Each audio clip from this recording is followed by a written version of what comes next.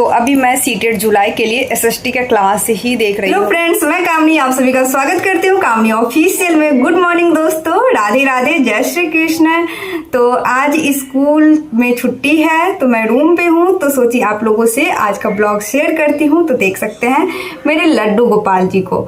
तो अभी अभी मैं लड्डू गोपाल जी को स्नान करवाई और अब लड्डू गोपाल जी और राधा रानी जी का पूरा श्रृंगार करना है मुझे। हस्बैंड जी ऑफिस चले गए और आज विद्यालय बंद है, तो सोची मैं रूम पे हूँ तो सारा चीज़ आप लोगों से छुट्टी के दिन जो हम टीचर क्या सब करते हैं रूम पे वो सारा चीज़ आपसे शेयर करेंगे। पूरा श्रृंगार करने के बाद आज का लुक दिखा रहे हैं लड्डू गोपाल जी और राधा रानी जी का।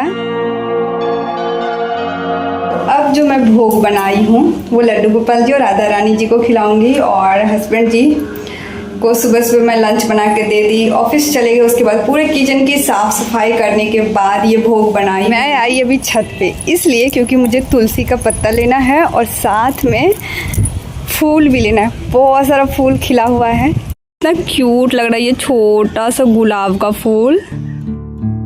तो भोग लगाने के बाद अब ये प्रसाद खाएंगे, उसके बाद ब्रेकफास्ट भी रेडी है। आज नाश्ता में दाल है, रोटी है, सब्जी है। चावल मैं नहीं बनाई, चावल दोपहर में बनाई। तो ब्रेकफास्ट रेडी, रोटी सब्जी साथ में सैलेड में खीरा है। तो जल्दी से मैं ब्रेकफास्ट करती। सब सो गया। नहाने के बाद उसे नींद आने लगा और उसकी दादी उसे दूध रोटी खिलाई और वो सो भी गया। तो नाश्ता करने के बाद मैं थोड़ी देर आराम करने लगी और आज स्कूल में छुट्टी है तो थोड़ी देर पढ़ाई भी होनी चाहिए। छुट्टी के दिन ही तो होता है जो अच्छे से पढ़ाई कर सकते हैं। तो देख सकते हैं मैं अपना टैब नोटबुक लेकर के बैठ गई हूँ और अभी मैं एसएसटी के क्लास करूँगी, जो एनसीईआरटी जो सीटेड पेपर 2 के लिए क्लास 6, 7, 8 जो इम्पोर्टेंट क्वेश्चन सब है उसी को मैं यूट्यूब से देख रही हूँ।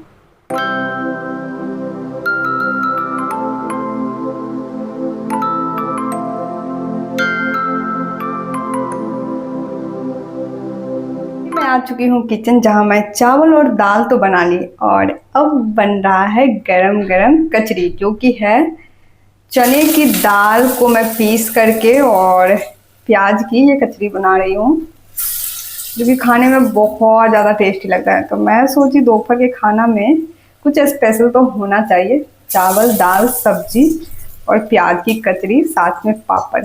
यमी यमी कचरी बन रही है। अभी तो इसे मैं तेल में दी हूँ, थोड़ी देर ये फ्राई होगा। क्या कर रहा है तुम? क्या सब पढ़ा है दिखाओ तो जरा। ABCD ना, तुम तो ABCD लिख लिया है। दोस्तों बता दूं, केशव अभी चौक से बस घिसना सीखा है और ये केशव नहीं लिखा है, केशव धीरे धीरे सीखेगा। क्या केशव? हाँ चलो तुम्हारे लिए जल्दी से मैं चावल दाल लाती हूँ और केशव को चावल और दाल बहुत पसंद है। पूरी तो तैयार है बनके खाने के लिए, साथ में पापड़ भी रेडी। खाना रेडी हो गया। खाना रेडी। किसके साथ खाना है? किसके साथ खाना है? दादी के साथ या मम्मा के साथ? पापड़ क्या पसंद है इसमें? खाना खाने के बाद थोड़ी देर स्टडी हुई। अभी मैं जा रही हूँ मार्केट। तो मार्केट में बहुत सारा सामान लेना है। पहले तो मैं लिस्ट बना लेती हूँ। पूजा का भी कुछ कुछ सामान लेना है, किचन के लिए सब्जी लेना है, साथ में फल लेना है, पूजा में दीप जलाने के लिए तेल खत्म है, अगरबत्ती ये सब लेना है। तो सोची आज भी लेके मैं आ जाती हूँ और केशव को लेके नहीं जाएंगे क्योंकि मैं स्कूटी से जाऊँगी। पैदल चलने का बिल्कुल भी मन ही नहीं कर रहा है। मतलब पता नहीं कैसा मौसम है, बहुत आलस आ रही है। मैं पढ़ भी रही थी ना तो मुझे अभी नींद पूरा आने लगी थी कि सो जाओ, लेकिन सोना नहीं है। शाम के टाइम में अगर सोएंगे तो फिर वही है, सर भारी हो जाता है और सर में दर्द स्टार्ट हो जाता है। जाने से पहले सोची मुन्ना से मिलते हैं, मुन्ना कर क्या रहा है। तो दादी माँ के साथ ये छत पे घूम रहा था। मुन्ना इधर देखो, मुन्ना तुम क्या कर रहा था छत पे? खेल रहा है और शाम के टाइम में अभी धूप नहीं है तो स्पेस काफ़ी है छत पे केशव के खेलने के लिए। अच्छा है। तो हस्बैंड जी भी ऑफिस से निकल गए हैं, वो आते हैं फिर उनके साथ ही मैं जाऊंगी। 5 मिनट में वो पहुंच रहे हैं। फिर हस्बैंड जी के साथ बाइक से ही, क्योंकि स्कूटी से मैं जाने वाली थी, लेकिन हस्बैंड जी का कॉल आया कि वो भी पहुंच रहे हैं 5 मिनट में। तो मैं सोची उन्हीं के साथ चली जाती हूँ।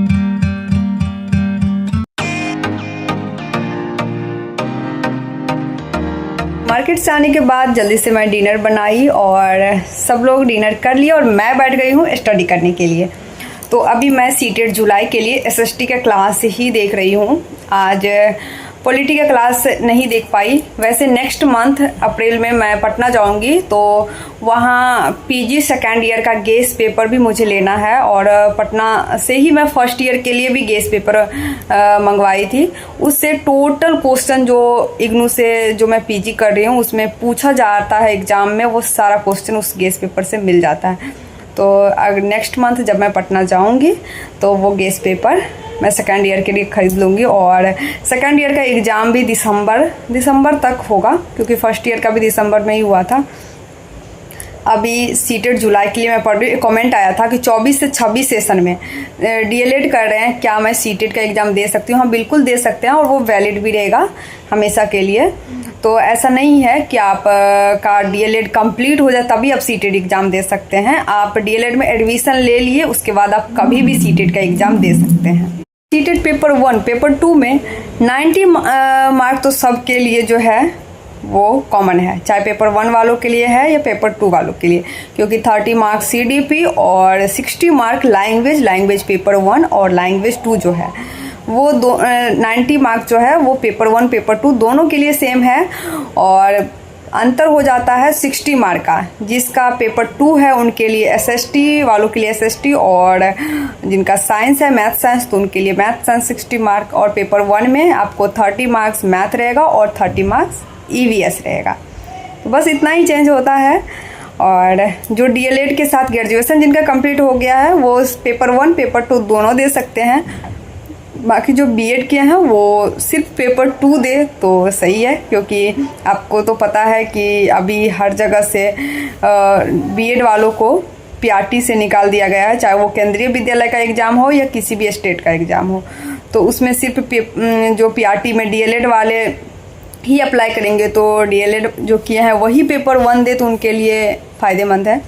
बाकी आप सब की तैयारी कैसी चल रही है कमेंट करके ज़रूर बताइए। और मेरी भी अभी स्टडी थोड़ी देर, मेरी पढ़ाई अभी कंप्लीट हुई और यहाँ देख सकते हैं नोटबुक में मैं कुछ इम्पोर्टेंट नोट भी बनाई हूँ जो मुझे सीटेट जुलाई के एग्ज़ाम तक याद रखना है, बीच बीच में रिवीजन करके। तो अभी मैं नोट्स भी बनाते जा रही हूँ, क्योंकि देखिए एसएसटी में सोशल साइंस में जो हिस्ट्री ज्योग्राफी पॉलिटी सब पढ़ना पड़ता है। इसमें इतना ज़्यादा कन्फ्यूजन होता है, बहुत सारा चीज़ ऐसा होता है याद करने वाला जिससे आप वीडियो देखेंगे तब तो याद हो जाएगा, 2-3 दिन बाद या 1 महीने के बाद में सब दिमाग से निकल जाता है। तो इसीलिए बीच बीच में रिवीजन की ज़रूरत पड़ती है। जो बीच बीच में रिवीजन करते रहते हैं वो सारा चीज़ उनके माइंड में सेट हो जाता है और एग्ज़ाम तक ये हमारे दिमाग में रहे तभी जाकर के हम कोई भी एग्ज़ाम क्वालिफाई कर सकते हैं, उसमें अच्छा मार्क्स हमारा आएगा। तो अभी आप लोग को टाइम दिखाती हूँ कि कितना हो सकते हैं। रात के 10 बज गए हैं, 10:09 मिनट हो गया है। अब जा रही हूँ मैं सोने के लिए, क्योंकि इस टाइम में मैं सोऊंगी तभी जाकर मॉर्निंग में मेरी नींद जल्दी खुलेगी। और कल स्कूल भी है तो जल्दी से सोती हूँ और मॉर्निंग रूटीन आप लोगों से नेक्स्ट ब्लॉग में मैं शेयर करूँगी। तो राधे राधे, जय श्री कृष्ण, गुड नाइट दोस्तों।